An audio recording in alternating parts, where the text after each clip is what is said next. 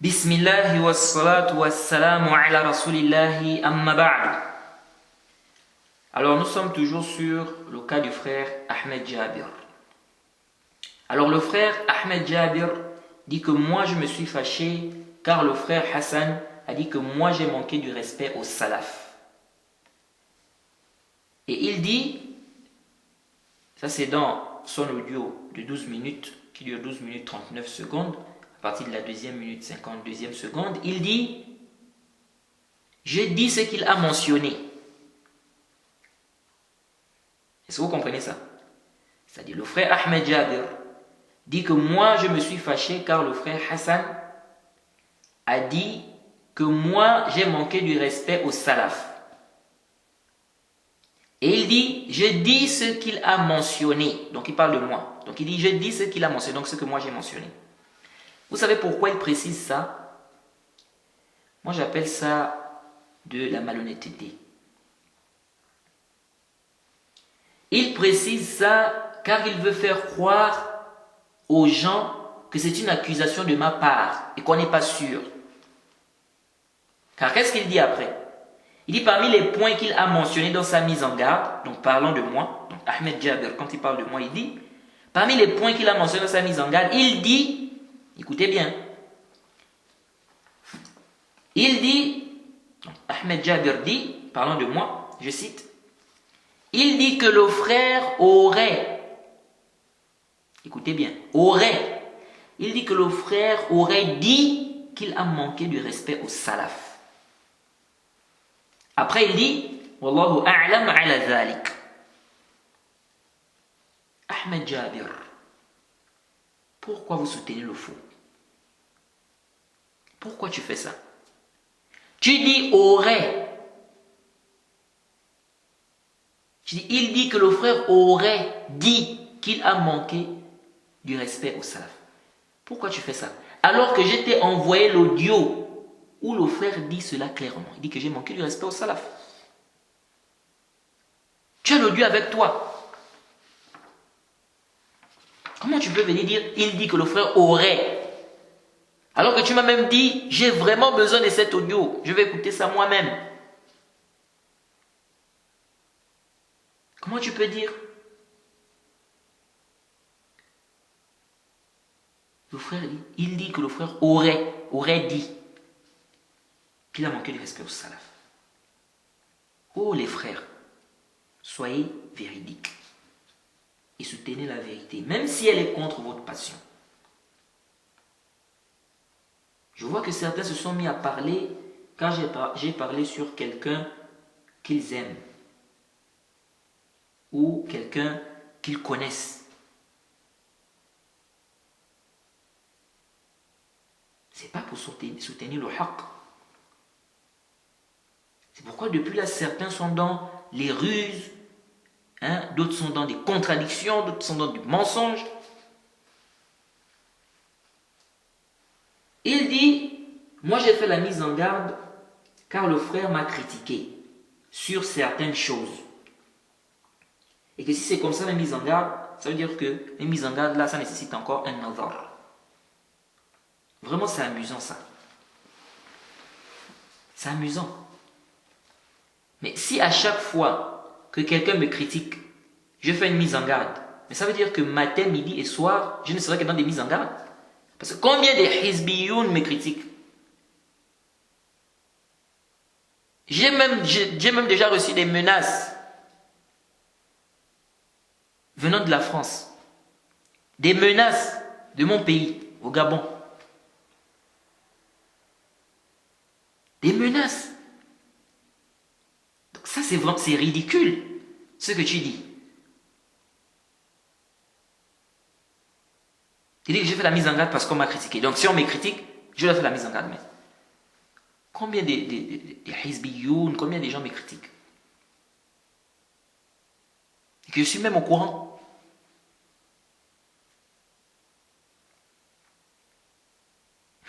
C'est vraiment amusant, quoi. En même temps, c'est ridicule, en fait.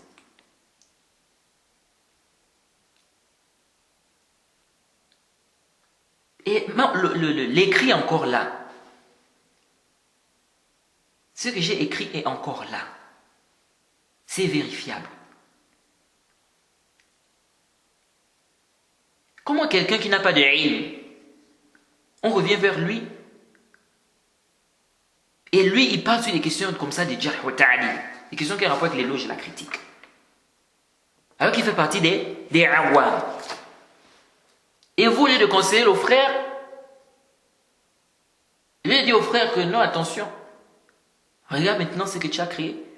Si les gens viennent te questionner comme ça sur, n'est-ce pas, sur des questions comme ça, renvoie ça aux grands étudiants. Ou aux savants. Si ces savants-là connaissent la personne, n'est-ce pas, qui est questionnée. Et sur qui la personne sur qui on te questionne.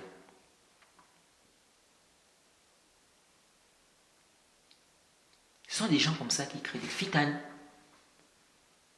Tu n'as pas la science, reste à ta place.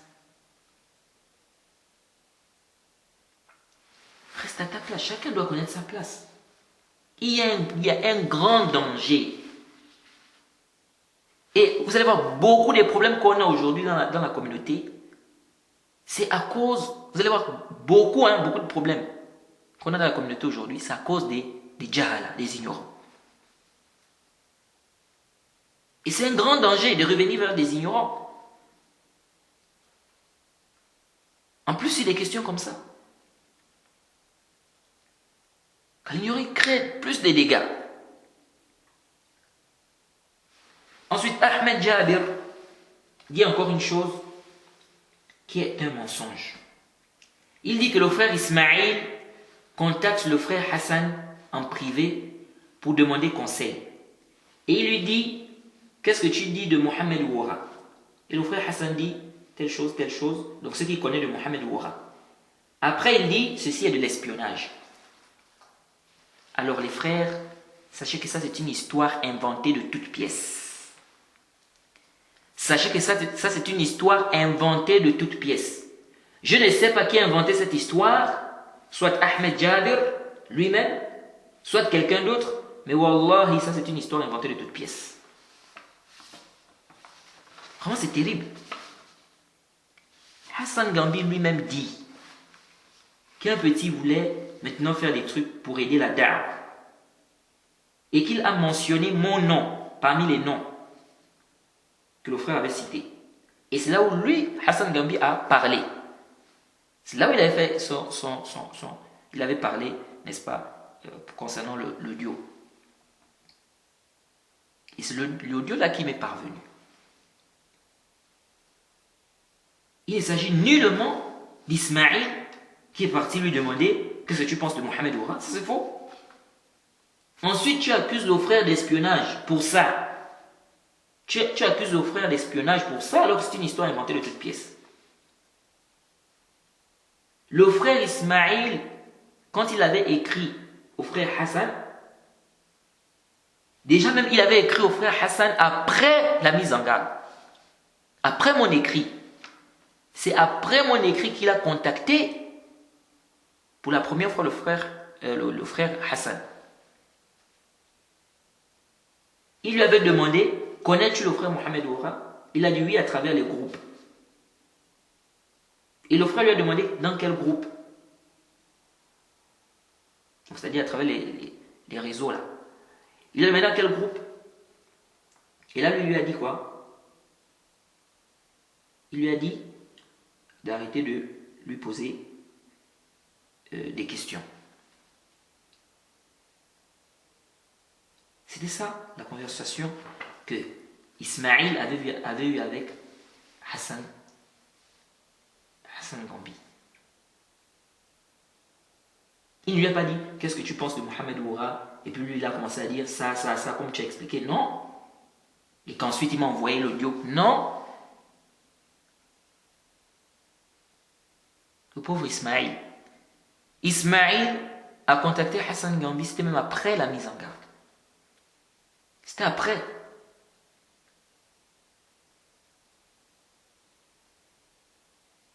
Donc ça, c'est une histoire inventée de toutes pièces. Et c'est pas le frère Ismaïl qui m'a envoyé l'audio.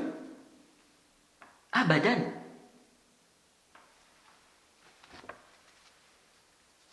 Abadan. Donc, vraiment, il faut craindre Allah. Il faut dire à celui qui a inventé cette histoire, vraiment de craindre Allah. Ensuite, regardez le jahl. Regardez l'ignorance de ces gens-là. Lorsque quelqu'un veut faire une réfutation, ça doit être bil-ilm, avec science. Ça, j'appelle ça une réfutation bil-jahli. Une réfutation avec ignorance. Car vous n'avez rien apporté de concret. Apportez une chose, vous dites, bon, tu as dit ça, ça contredit le kitab, ou sunna, ça contredit le ijma', etc. Mais vous venez avec des questions, des divergences dans le fiqh. Tu as dit ça, il y a tel savant qui a dit ça. Tu as dit ça, tu as dit que tel savant a fait l'erreur. Pourquoi tu as dit ça, tu as dit ceci, tu as dit que le hadith est da'if, il y a des savants qui ont dit qu'ils sont authentiques, comme ça. C'est quoi ça?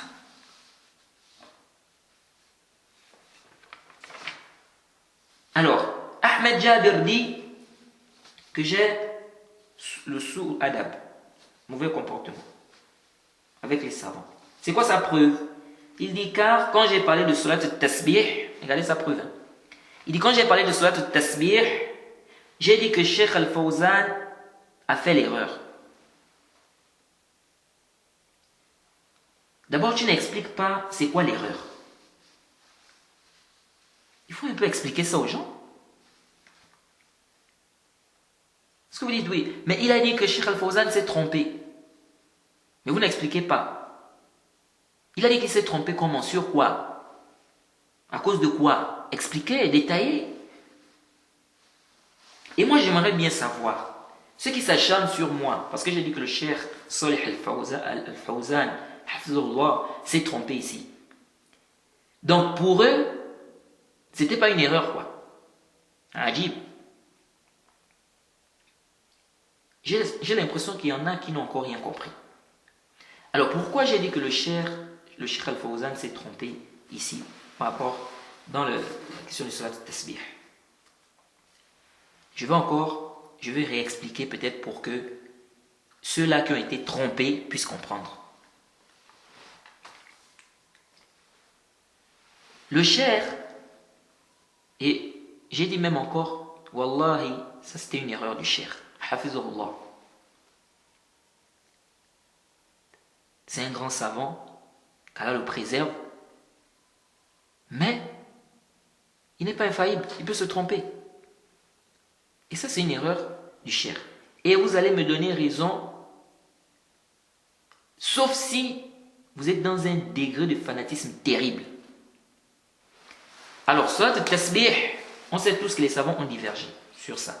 Certains savants ont authentifié le hadith, d'autres ont dit que le hadith est inventé, d'autres ont dit que c'est d'autres même dit batil. La divergence est connue. Et même certains qui s'acharnent sur moi là, il y a certains, peut-être même, ils ont écouté pour la première fois la divergence sur cette question-là avec moi. Peut-être. Alors, le Cheikh voit que le hadith n'est pas authentique. C'est un avis parmi les avis des savants.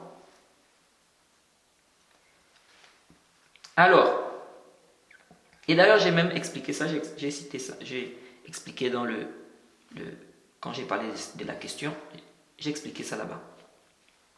Que le Cheikh est d'avis que c'est pas authentique. Alors ensuite, le Cheikh, pour renforcer son argumentaire, il dit que dans Salat al-Tasbih, on dit de lire le Coran dans le ruku' et dans le sujoud. Billahi alaykum. Salat al-Tasbih a été rapporté. C'est dans les kutub. Sortez-moi où il est dit de lire le Coran dans le ruku' ou dans le sujoud dans Salat al-Tasbih. Il n'y a pas ça dedans, les frères. Donc ça, c'est clair que c'est une erreur. Naam, c'est un grand savant, c'est un savant, car le préserve, hafizullah.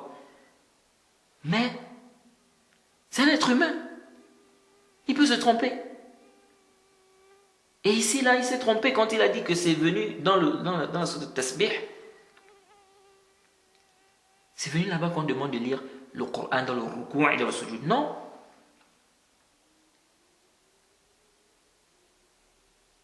Donc dire ici que le cheikh, quand il a dit ça, quand il a dit que dans le hadith, dans le surat al-tasbih, il y a ça, quand le cheikh a dit ça, donc dire ici que le cheikh, quand il a dit ça, c'était une erreur, ça c'est sous adab.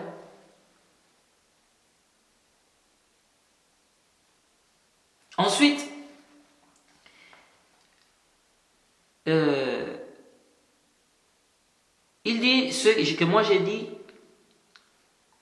concernant le hadith c'est-à-dire concernant ceux qui ont dit que le hadith est batil, j'ai dit c'est cette parole-là qui est batil. C'est cette parole-là qui est batil. Donc la parole qui dit que le hadith est batil, le hadith de Surat al-Tasbih. Alors, vous savez ce que Cheikh Al-Albani a dit concernant ceux qui disent que le hadith de Surat al-Tasbih c'est un hadith mawdou'. Vous savez ce que Cheikh Al-Albani a dit? Parce que Cheikh Al-Albani a authentifié ce hadith, le hadith de Surat al-Tasbih. Cheikh Al-Albani dit, il a un audio là, vous pouvez trouver ça sur YouTube. Si vous écrivez Hali Surat al-Tasbih Aslun, vous allez voir l'audio là. Le titre c'est ça. Est-ce que la Surat al-Tasbih a une base? Là-dedans, Cheikh Al-Albani dit, ceux qui ont dit que Surat al-Tasbih, que le hadith qui parle de Surat al-Tasbih, que c'est un hadith mawdou', donc ceux qui ont dit que le hadith qui parle de Surat al-Tasbih, c'est un hadith mawdou', c'est-à-dire inventé, le Cheikh Al-Albani a dit, ils ont exagéré. Il dit, celui qui a dit que c'est inventé, il dit, il a exagéré. Ça c'est un. Donc Cheikh Al-Albani dit, ceux qui disent que le hadith de Surat al-Tasbih, c'est un hadith inventé, mawdou', Cheikh Al-Albani dit, ceux-là ont exagéré. Il ne s'est pas arrêté là. Il dit, ils sont loin de la vie juste. Il n'a pas dit, cet avis-là n'est pas juste. Hein. Il ne s'est pas limité à dire ça, non. Il dit, ils sont loin de la vie juste.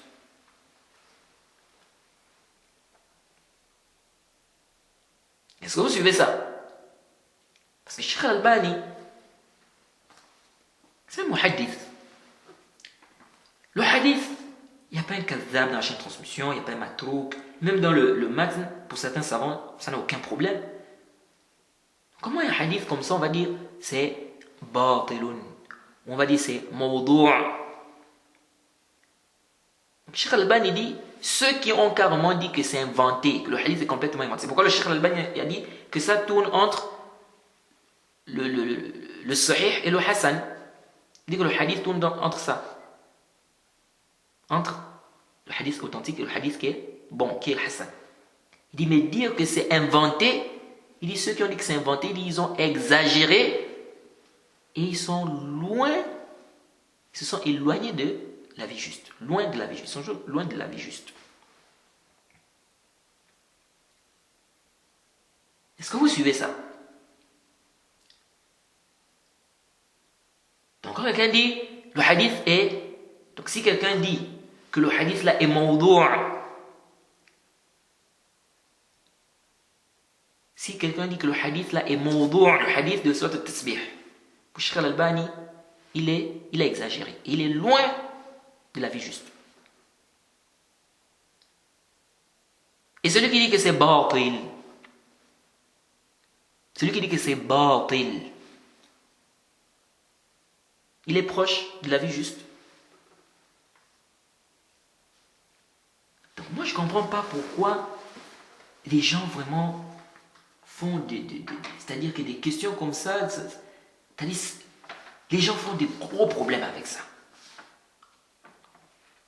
Oh, tu as dit que non, dire que Surat al-Tasbih, n'est-ce pas, le hadith est batil, ça c'est batil. On veut faire maintenant des problèmes avec. Ensuite, je dis, le hadith ne peut pas être en même temps, le hadith ne peut pas être en même temps batil et authentique. C'est pas possible. Donc forcément, il y a un avis ici qui est juste. Le hadith ne peut pas être en même temps batil, en même temps faux et en même temps authentique. Si on dit le hadith est batil, on ne peut plus dire que c'est authentique. Et si on dit que c'est authentique, dire que c'est batilun, ça ne tient pas.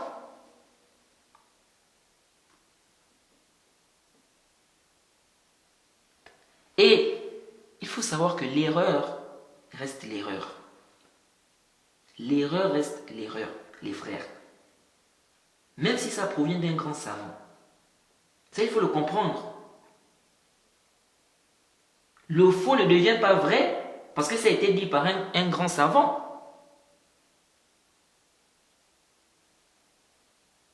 Le faux est faux. On ne va pas dire non, ça c'est faux. Mais si c'est dit par un grand savant, ça devient vrai. Non.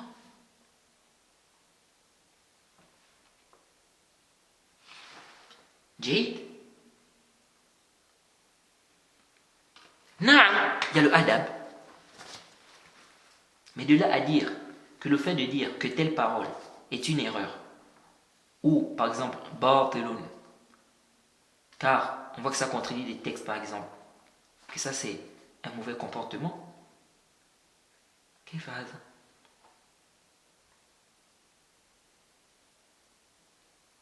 Non, quand j'ai parlé de la voix de la femme, j'ai dit ceux qui disent que la voix de la femme est une aura, c'est batilun.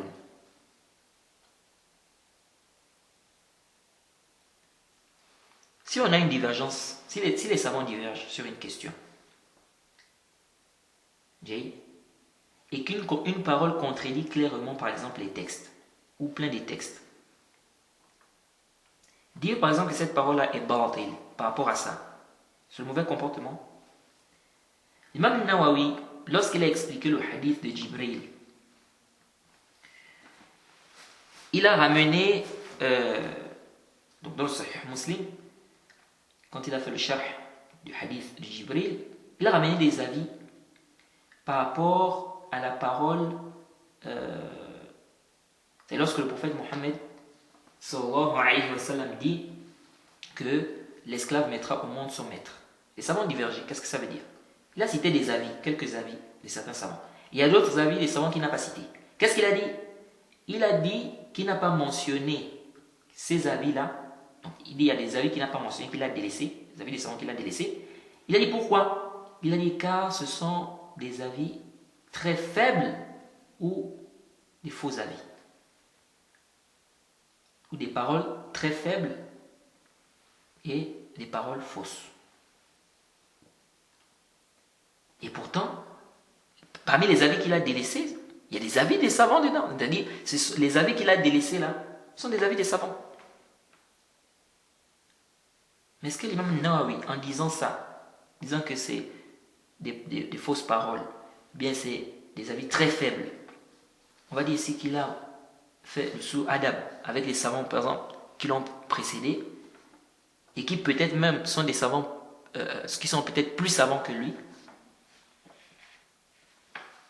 Il a dit par rapport aux preuves qu'il a vues.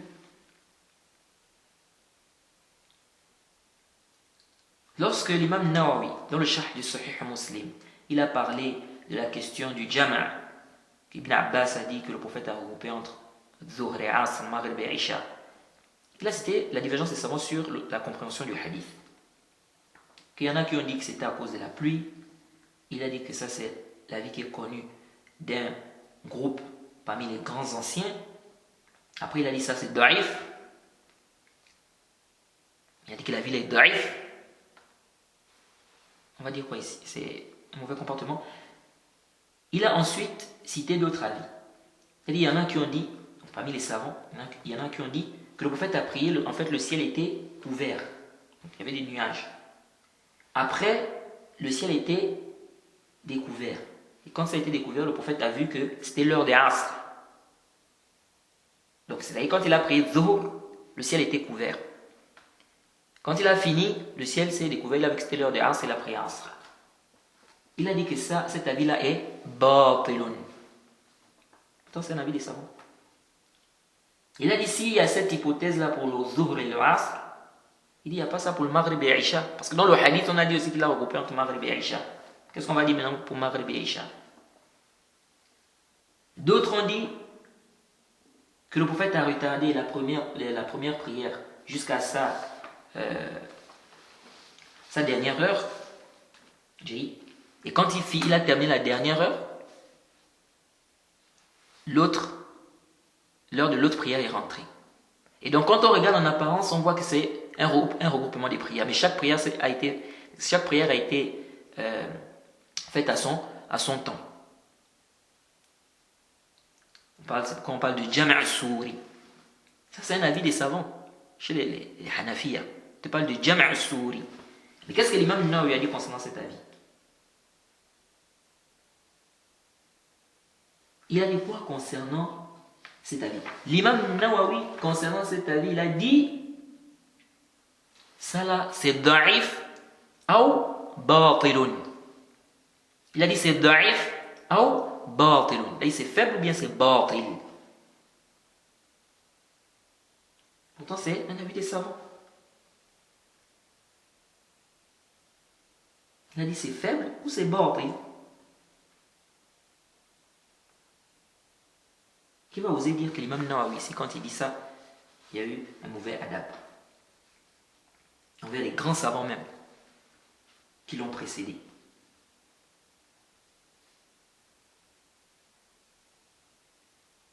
Et c'est pourquoi je dis vous êtes loin des livres de fiqh.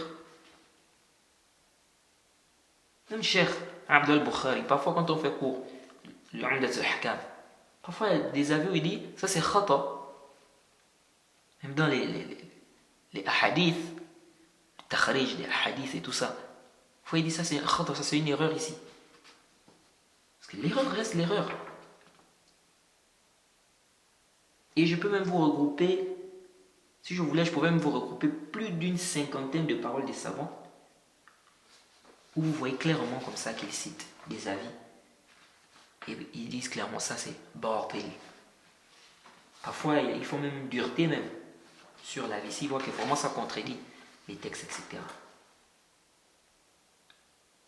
Où ils voient que la preuve est claire pour eux, ça contredit, c'est-à-dire que l'autre avis contredit clairement les preuves. Ils vont par exemple dire cet avis est batil. Ceci n'est pas du tout un Adam. Il parle de la parole. Quant au savant, il garde sa place, c'est un grand savant. Il garde sa place de savant, c'est un grand savant. Mais il parle de sa parole. Après, il y a des questions où la vérité n'apparaît pas clairement. Ce genre de questions-là, vous ne trouvez pratiquement pas des savants, n'est-ce pas, dire comme ça sur un avis, ça c'est batil.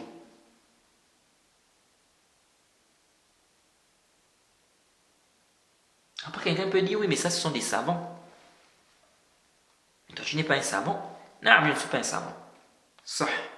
Sahih. Jaïd. Sahih.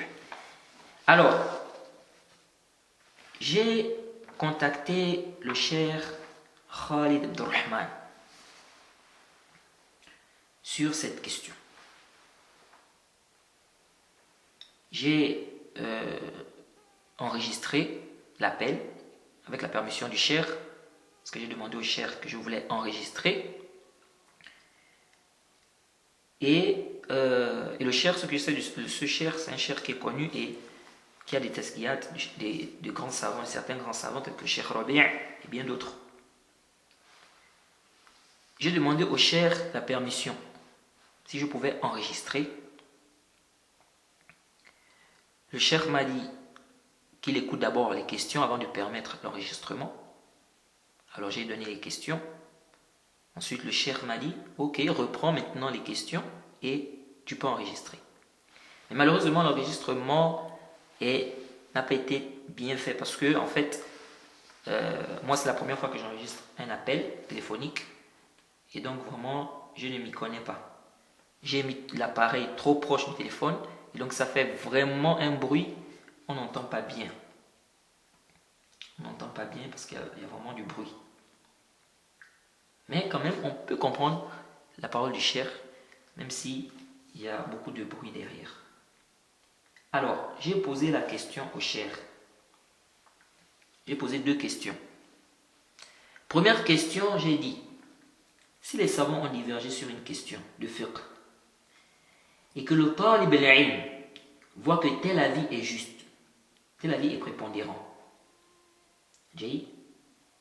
chez lui, par rapport aux preuves, s'il dit concernant l'autre avis qu'il ne trouve pas juste ou prépondérant, s'il dit c'est un avis qui est batilun ou c'est une erreur, car les preuves sont claires chez lui, est-ce que cela est considéré comme un manque de respect aux savants?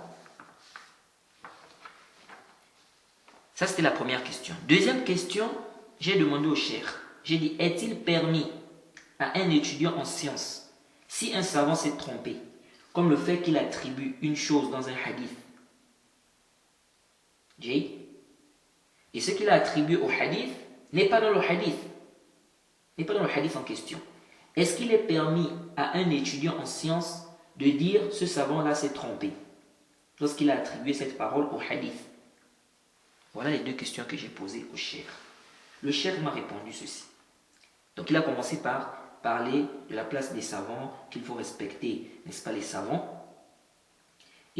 Ensuite il a dit les gens de science et les étudiants en sciences n'ont cessé de se réfuter les uns les autres. Ensuite il a dit les gens de science et les étudiants en sciences éclaircissent l'erreur de celui qui s'est trompé, avec preuves, arguments, tout en préservant la place des savants, le rang des savants. Comme a dit l'imam Malik, personne, ou bien toute personne, on peut prendre sa parole comme on peut rejeter, sauf la parole du prophète Mohammed sallallahu alayhi wa sallam. C'est-à-dire que le prophète Mohammed sallallahu alayhi wa sallam, on ne peut pas rejeter sa parole. Ensuite, le cheikh a dit, il faut que les gens de la sunna, soient miséricordieux entre eux, du mieux qu'ils peuvent, et qu'ils s'écartent de ce qui peut causer la division, qu'ils s'écartent de ce qui va leur causer du tort, ainsi que du tort à la da'wa des gens de la sunna.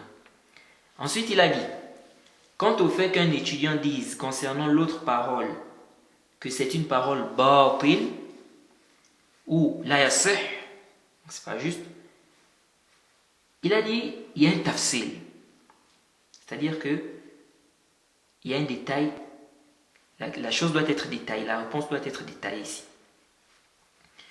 Il a dit, si c'est une question où les preuves se valent, les hypothèses sont fortes de 2 côtés, on n'a pas un texte clair, le cheikh a dit, il ne convient pas à l'étudiant de dire que l'autre avis est batil. Vous avez compris ça? Il ne convient pas à l'étudiant de dire que l'autre avis est batil. Car il dit affirmer avec certitude que c'est batil alors qu'il n'y a pas un texte clair. Il a dit il se peut que l'autre parole là soit l'avis prépondérant, soit l'avis juste. Il dit mais l'étudiant doit plutôt dire, c'est-à-dire il doit dire cette parole, je crois que c'est une erreur, l'avis prépondérant chez moi c'est tel ou tel avis, et c'est l'avis de tel ou tel savant, et c'est soutenu par des preuves, c'est l'avis de tel ou tel savant qui est soutenu par des preuves. Ensuite il a dit, si la question, il y a une preuve claire, il a dit, il n'y a pas de doute qu'il affirme de la fausseté de ce qui contredit la sunna, qu'il affirme que c'est bon, c'est-à-dire ce qui contredit la sunna. Il dit cela même s'il contredit un grand savant ou un étudiant en sciences, peu importe la personne. Ensuite, le cheikh a dit, de même si le savant attribue une chose au hadith et que c'est pas juste, il a dit quoi? Il doit être repris sur cela. Et on garde sa place de savant. Il a dit, et ceci ne doit pas entraîner des divergences, des divergences, des divisions entre les gens de la sunna. Voilà ce que le cheikh m'a répondu en résumé. Donc, ça c'est ce que je peux dire, n'est-ce pas, par rapport à cette question-là. Alors, je m'arrête ici. Wa subhanaka Allahumma bihamdik wa ashhadu an la ilaha illa anta astaghfiruka wa atubu ilayk.